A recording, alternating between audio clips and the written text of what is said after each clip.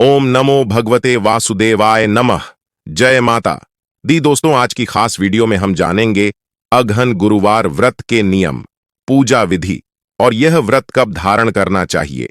इस व्रत का उद्यापन कैसे होता है, कितने व्रत करने होते हैं, इस व्रत को करने से कैसे गरीबी का नाश होता है और व्रत कब से प्रारंभ करें, कब समाप्त होगा और अगहन के महीने में पढ़ने वाले गुरुवार यानी कि मार्गशीर्ष माह की गुरुवार को पढ़ने वाले व्रत का बहुत ही ज्यादा महत्व क्यों बताया गया है और इस दिन कौन से देवता की पूजा करनी होती है और कौन से उपाय होते हैं, किस तरह मां लक्ष्मी का आह्वान करना होता है।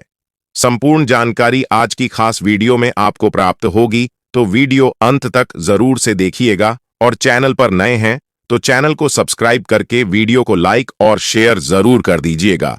दिव्या ज्योति चैनल पर आपको आपकी पूजा पाठ से जुड़ी हुई जानकारियां ऐसे ही प्राप्त होती रहती है। दोस्तों, इस बार वर्ष 2024 में 21 नवंबर को पहले गुरुवार का व्रत किया जाएगा, तो आप इसी दिन गुरुवार व्रत की शुरुआत कर सकते हैं। अब आपके मन में आ रहा होगा कि हमें कितने गुरुवार करनी चाहिए, तो देखिए हमें इसका उद्यापन कब करना चाहिए। तो आप चाहे तो 2 साल 3 साल का व्रत का धारण नियम भी ले सकते हैं और इसका उद्यापन कर सकते हैं। आप चाहे तो पूरे अगेन महीने के व्रत को करें या गुरुवार, जैसे कि 21 नवंबर को पहले गुरुवार है तो इसमें हमें 4 गुरुवार मिलेंगे, तो आप केवल 4 गुरुवार करें। पोष के महीने में गुरुवार व्रत का उद्यापन कर दें। आप चाहे तो अगेन की आखिरी दिन वाले गुरुवार को भी इसका उद्यापन कर सकते हैं। अपने व्रत का पारण दूसरे दिन करेंगे क्योंकि कंप्लीट तो लास्ट हो रहा है ना, तो उद्यापन तो हमें अपने सुविधा के लिए कर रहे हैं। तो इस तरह से भी गुरुवार का व्रत किया जाता है। कोई भी इस व्रत को उठा सकता है, चाहे स्त्री हो चाहे पुरुष हो, जो भी इस व्रत को उठाना चाहिए उठा सकता है। माता लक्ष्मी की कृपा पाने के लिए भगवती महालक्ष्मी की कृपा बरसती है। यदि हम पूर्ण श्रद्धा भाग से अगेन महीने के गुरुवार का व्रत करते हैं, उनके नियमों का पालन करते हैं, जैसे कि अन्य गुरुवार पर हम केले के वृक्ष की पूजा करते हैं या फिर केले का फल का त्याग करते हैं, तो इसमें आप सिर्फ माता लक्ष्मी और भगवान विष्णु की पूजा करें। बेल वृक्ष की पूजा करने का भी बहुत बड़ा महत्व है, तो आप बेल पत्र माता लक्ष्मी को अर्पित करें और इस दिन आपके लिए खा सकते हैं। क्योंकि बहुत सारी बहनों के प्रश्न होते हैं कि गुरुजी हम गुरुवार पर केला खाएं, तो अन्य गुरुवार पर यदि आप उन गुरुवारों के साथ में केला खा सकती हैं, कोई दिक्कत नहीं है। अगर आप पहले गुरुवार पर केला न खाएं, जैसे कि आप पहले से रख रहे हैं, व्रत आपने जो नियम लिया है उसमें यह गुरुवार पड़ जाता है, तो इसमें फिर आप माता लक्ष्मी की पूजा कैसे करें। नियम तो यह है कि सुबह सवेरे उठकर की ब्रह्म मुहूर्त में स्नान करें। ब्रह्म मुहूर्त में उसका स्नान करने के बाद लाल चौकी पर लाल पीले रंग का कपड़ा बिछाए और माता लक्ष्मी भगवान विष्णु की संयुक्त प्रतिमा रखकर एक कलश लगे, जिसमें श्री कलश आवश्यक है। अक्सर हम आपको बताते हैं कि आप दीप कलश भी लगा सकते हैं, कोई भी, लेकिन इसमें श्री कलश लगाकर माता लक्ष्मी की विधि विधान से पूजा की जाती है और माता लक्ष्मी को अलग अलग प्रकार के भोग भी आप लगा सकते हैं। आप अपनी रसोई में बनाकर खीर बनाएं, हलवा पूरी बनाएं, भोग लगे, फिर दूसरे दिन आप व्रत रखेंगे तो यह प्रसाद आपको नहीं खाना है, पहले ही आप क्लियर कर देते हैं। बहुत सारी मैंने पूछने लगती है, भोग आप अवश्य लगे, परिवार में आप वितरण भी करें, लेकिन आप स्वयं नहीं खाएंगे क्योंकि आप तो फलाहार खाएंगे। इसलिए इस दिन फलाहार की चीज आप खाएं, कोई भी चीज, जैसे कि सिंघाड़े की आटे की चीज, कुत्तू आलू, शकरकंदी, मौसमी फल, कोई भी चीज जैसे कि सिंगारियां, मौसमी फल आपको जिस तरह से मिल जाए वैसे ही आप खा सकते हैं। आपको गुरुवार का व्रत करना है, उसे गुरुवार में जो साधारण गुरुवार होता है उसमें हम शाम को बेसन या फिर आटे में हल्दी डालकर रोटी या पूरी बनाते हैं, इसमें ऐसा नहीं करना होता है। ठीक है, तो आप इस तरह से करें। आपका स्वास्थ्य अच्छा नहीं है, अब दवाई खाना चाहते हैं या दवाई खा रहे हैं, तो फलाहार के बाद भी आप अनाज नहीं खाना है। कोई विषम परिस्थिति हो तो ही खाएं और फलाहार के बाद दवाई आप ले सकते हैं। जब आपसे बिल्कुल नहीं रहा जाता है तो ही आप कोई नियम को छोड़ देते हैं, तो कोई दिक्कत नहीं है। अब बहुत सारी बहनें पूछता हैं कि गुरुजी, यदि पहले गुरुवार से हम न कर पाए तो क्या दूसरे गुरुवार से व्रत की शुरुआत करें। तो हाँ, बिल्कुल आप कर सकती हैं। अगर आपको दूसरा गुरुवार, जो कि इस बार 28 नवंबर को होगा, गुरुवार मिलेगा वह हमें 28 नवंबर को है, तो इस 28 नवंबर वाले गुरुवार से भी आप व्रत की शुरुआत करें। लेकिन ज्यादा हो तो पहले ही गुरुवार से कोशिश कीजिएगा करने की, यह ज्यादा अच्छा रहेगा। जितने भी पूजा मंत्र जाप होते हैं उनके पुण्य फल आपको मिलेगा। देखिए, व्रत की जो कथा होती है इस दौरान सुनना बहुत ही आवश्यक होता है, तो जितना हो सके आप व्रत कथा को जरूर से श्रवण कीजिए। और अगली वीडियो में हम आपको इसकी व्रत कथा जरूर से देंगे, आप उसे जरूर से श्रवण कीजिए और आनंद लीजिए। गुरुवार व्रत कथा के अलावा आप कनकधारा स्तोत्र का पाठ कर सकती हैं। माता लक्ष्मी को प्रसन्न करने के लिए बहुत ही शुभ दिन रहता है। यदि आप चाहते हैं कि आपके घर में माता लक्ष्मी की कृपा बनी रहे, कनकधारा स्तोत्र का पाठ जरूर करें। माता लक्ष्मी के मंत्रों का जाप करें। बीज मंत्र जो कमल घट्टे हैं, माता लक्ष्मी के मंत्र जाप करते हैं 108 बार कमल घट्टे की माला पर ओम श्री कमली कमलाय प्रसाद प्रसिद्ध श्री महालक्ष्मी नमः, इस तरह के मंत्र जो होते हैं इनका जाप कर सकते हैं। बहुत सारी बहनों को प्रॉब्लम होती है, यदि इतना लंबा मंत्र नहीं कर पा रहे हैं तो आप ओम श्री श्रीमर नमः मंत्र का जाप कर सकते हैं। कमल गट्टे की माला ना मिले तो स्फटिक माला ले, माला ना मिले तो हल्दी की ले, हल्दी की ना मिले रुद्राक्ष की ले, कोई भी माल ले नहीं मिलती है तो उंगलियों पर कर सकते हैं, लेकिन आवश्यक रूप से इस मंत्र को जाप करें। सुबह सवेरे उठकर ब्रह्म मुहूर्त में स्नान करके चौक यदि लगा करके पूजा ठीक ठाक तरीके से करें। देखिए, जैसे कि पूरे महीने में 4 गुरुवार मिल रहे हैं, तो आप चारों गुरुवार को अलग अलग नारियल ले और बिल्कुल हम अलग चौकी लगाएंगे। एक ही चौकी लगाकर पूरे व्रत करेंगे, यानी पहले दिन जिस चौकी पर पूजा करें, बाकी के दूसरे गुरुवार को भी इस चौकी पर आपको पूजा करनी है। अब आप सभी के बहुत सारे सवाल आते रहते हैं, तो आपका जो भी प्रश्न हो कमेंट के माध्यम से जरूर से पूछेगा। देखिए, गुरुवार को आप चौकी लगाई और हर गुरुवार को कलश लगे, ऐसा संभव तो नहीं है। अगर आपका घर बाहर है तो एक ही चौकी जो है लगा लीजिए, वहीं पर आपको दोनों समय पूजा करनी है। ऐसा थोड़ी है कि आप गुरुवार को करेंगे बाकी दिन नहीं करेंगे। देवी देवता जो होते हैं उनकी पूजा तो प्रतिदिन हम लोग अपने घर में करते हैं, इसलिए गुरुवार को आप चौकी लगे और दूसरे दिन चौकी की पूजा उपासना करके हटाकर अपने मंदिर में रख लें और कलश के नारियल को, कलश के सिक्के को, सुपारी को, हल्दी को रख ले। अगली बार उसको इस्तेमाल कर सकते हैं। ऐसा नहीं है कि हर बार आपको अलग ही अलग लेना है, ठीक है? इस तरह करके आप गुरुवार का व्रत का नियम पालन करेंगे। आप घर से बाहर नहीं जा सकते, अपने ऑफिस जाएं या कोई विषम परिस्थिति है, रात्रि को अपने घर जाकर पूजा करें, ऐसा नियम है। जब जब कोई परेशानी आए अलग बात है, लेकिन नियम जरूर से अपने ज्यादा अच्छा रहता है। और इस बीच महिलाएं जो हैं पीरियड्स के दौरान पूजा करें या ना करें, तो देखिए, पीरियड्स के दौरान व्रत न छोड़े। पहले गुरुवार यदि पीरियड्स आता है तो दूसरे गुरुवार से आप शुरू कर दें, लेकिन बीच में पीरियड्स आता है तो कंप्लीट आपको व्रत करना है। कथा भी सुनाई है, पूजा नहीं करनी है, पूजा नेक्स्ट गुरुवार से कर लेना। और गुरुवार के उद्यापन में माता लक्ष्मी से संबंधित चीजें हम माता लक्ष्मी को चढ़ाते हैं। गुरुवार में हम दान भी करते हैं, महिलाओं को बुलाकर भोजन करते हैं, उन श्रृंगार की सामग्री आदि दान करते हैं। माता लक्ष्मी के मंत्र से हवन करके हम व्रत का उद्यापन करते हैं और जितना होता है सब सवाय संख्या में चीज लेते हैं और दान करते हैं। और यह भी चीज माता लक्ष्मी के मंदिर विष्णु नारायण मंदिर में, लक्ष्मी नारायण मंदिर में हम दान करते हैं। आपका बजट जितना होता है आप उसके हिसाब से देख लीजिए। पति पत्नी जब ज्यादा संख्या में नहीं कर पाए तो जोड़े से जब हम अपने घर में दंपति को बुलाकर भोजन करते हैं तो आपको उसका पुण्य फल प्राप्त होता है।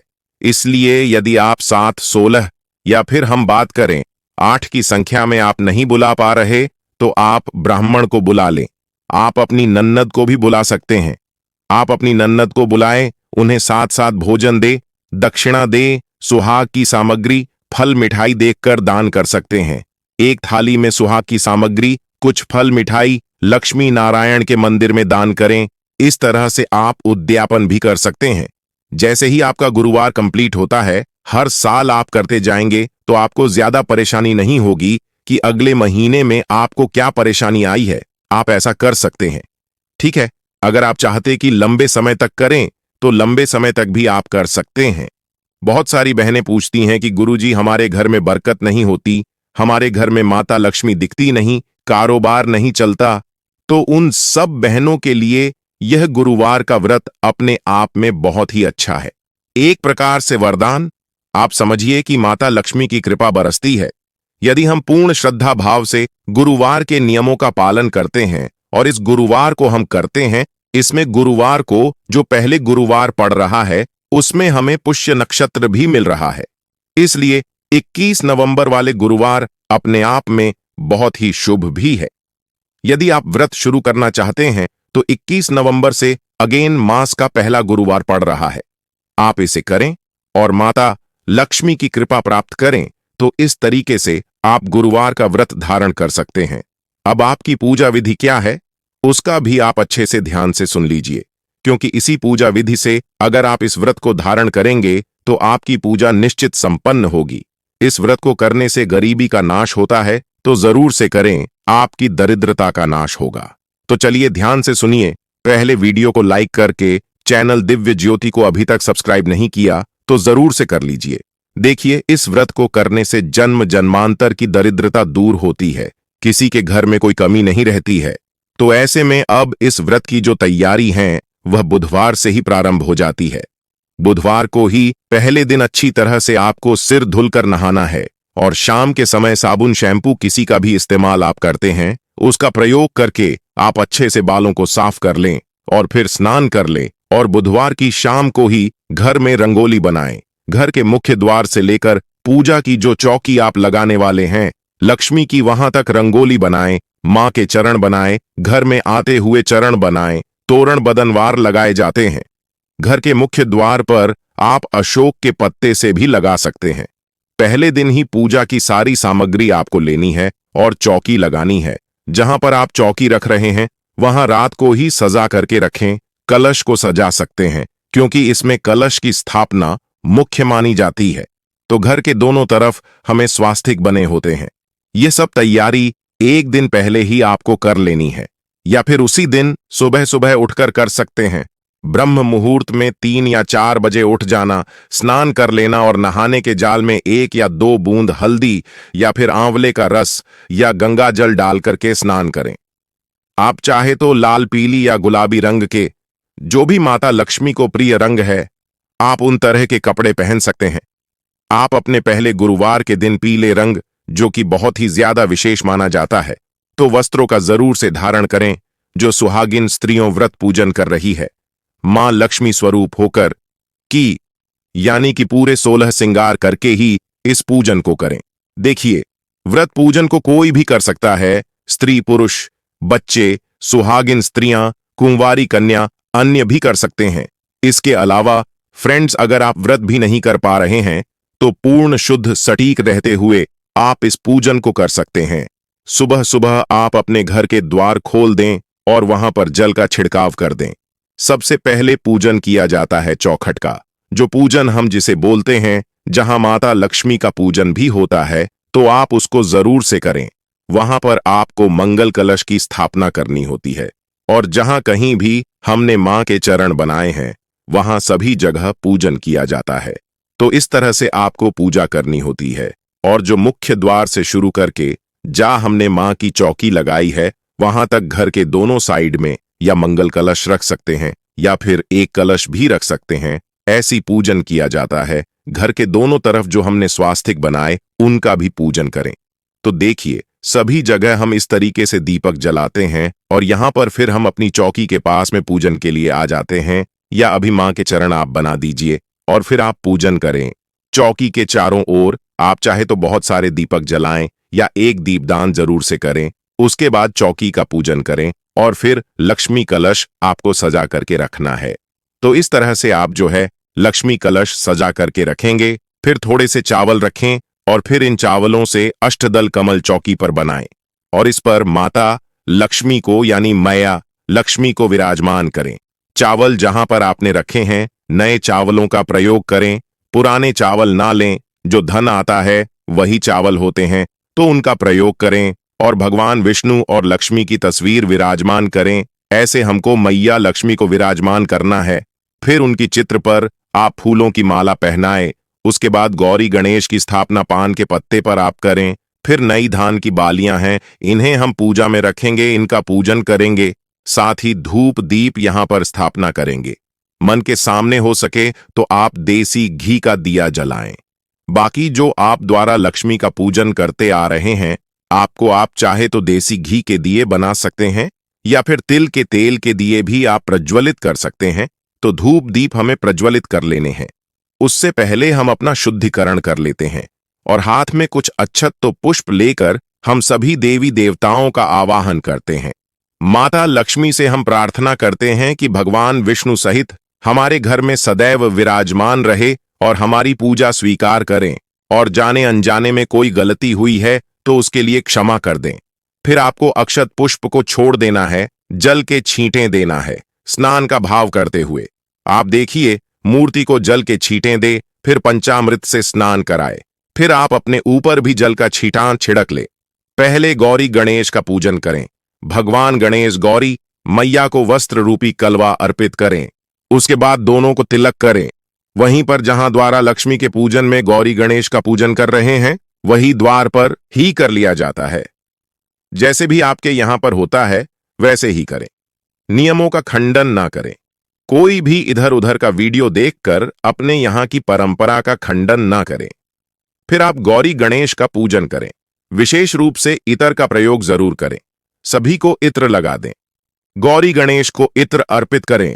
अर्पित कर देने के बाद आपको गुड़हल के फूल समर्पित करने हैं। भगवान गणेश को गौरी मैया को लाल फूल अर्पित करें। फूल ना मिले तो आप भगवान गणेश को और गौरी मैया को अलग से भोग रखें। भोग आप किसी भी तरीके से रख सकते हैं। धूप दीप दिखा देंगे। फिर गौरी गणेश के पूजन बाद आप यहां पर दीपक का पूजन जरूर से करना और कमल जैसा दीपक प्रज्वलित करना, क्योंकि मां लक्ष्मी को कमल जो होता है वह प्रिय होता है। तो आपके पास जो भी दीपक हो, अगर कमल की आकृति का हो तो अति उत्तम है, तो उसका पूजन जरूर करें। टीका लगा दें, पुष्प से अर्पित करें, अग्निदेव की पूजा करें और फिर कलवा रूपी वस्त्र जो है अर्पित करें दीपक को। फिर इसमें इत्र लगा ले। लक्ष्मी का पूजन होता है ना, वह बहुत ही भव्य होता है, वैभवशाली होता है। लक्ष्मी का जो पूजन होता है अच्छे से करना चाहिए, तभी घर में सुख समृद्धि ऐश्वर्य आता है। तो भगवान विष्णु को पीला वस्त्र रूपी कलाव अर्पित करें और मैया लक्ष्मी को लाल वस्त्र रूपी कलाव अर्पित करें। अगर मैया लक्ष्मी को अपने वस्त्र पहले से पहन रखा हो तो कोई बात नहीं, या नहीं पहनाए है तो जरूर से पहनाए। और माता को लाल चुनरी, जो मैया की चुनरी होती है, वह अर्पित करें। इत्र लगा दे। गुलाब का इत्र ज्यादा उत्तम होता है, तो मां लक्ष्मी को गुलाब का कमल का इत्र हो तो वह लगाए। विष्णु भगवान को चंदन तिलक करें। लक्ष्मी मैया को चंदन रोली, हल्दी कुमकुम आदि से तिलक करें। सिंदूर जरूर अर्पित करें। 16 श्रृंगार अर्पित करें। लक्ष्मी कलश जरूर से सजाए। ऐसी आप लक्ष्मी कलश जो है सजा करके श्रृंगार करें और अक्षत अर्पित करें। उसके बाद माता लक्ष्मी को कमल के फूल जो प्रिय होते हैं उनको जरूर से अर्पित करें। मां लक्ष्मी को कमल के फूल इतना ज्यादा प्रिय है कि एक कमल का फूल तो जरूर से बाजार से लेकर आना चाहिए और समर्पित करना चाहिए। किसी भी स्थिति में ना मिले तो गुलाब के पुष्प अर्पित करें।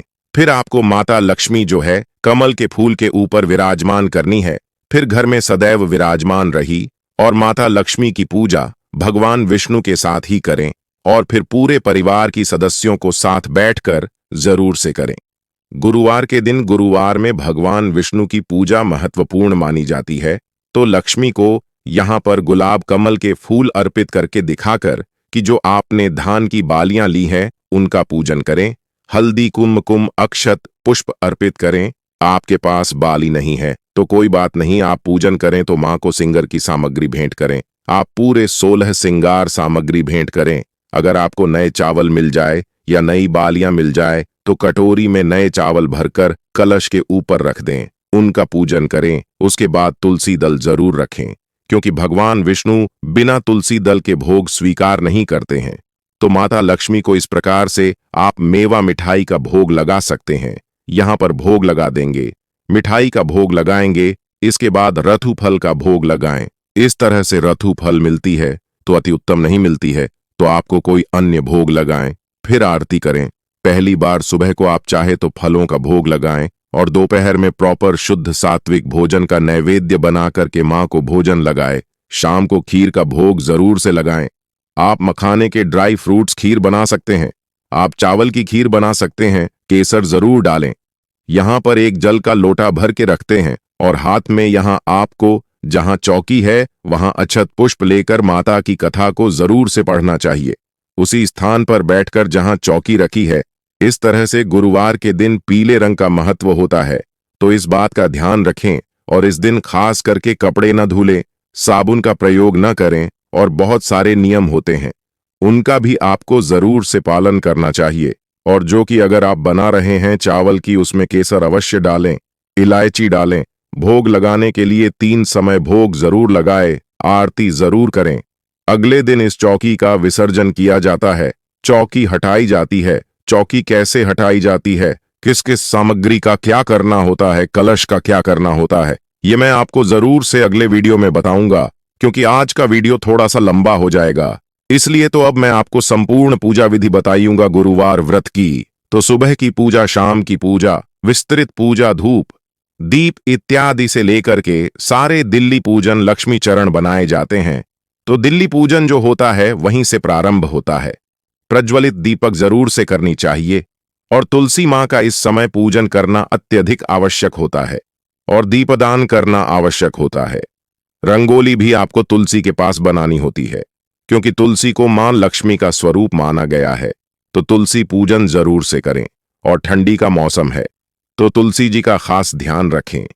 तुलसी में नई चुनरी जरूर से समर्पित करें और उनको जल देते समय सावधानी बरतें। और बहुत कुछ तुलसी से जुड़े हुए उपाय मैंने पहले आपको चैनल पर दे रखे हैं, तो आपने अगर उनको नहीं देखा है तो जरूर से देख लीजिएगा।